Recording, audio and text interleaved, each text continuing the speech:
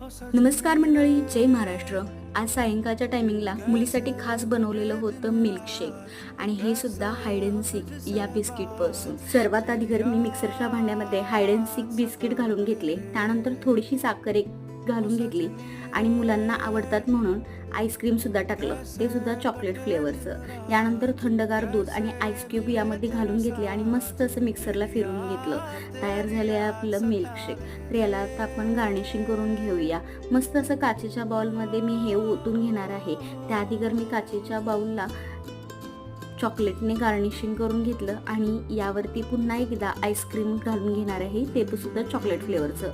हल्ली मुलं दूध प्यायला खूपच टाळाटाळ करत असतात, तर त्यांना कोणत्या ना कोणत्या प्रकारे शरीरात दूध जाणं गरजेचं आहे.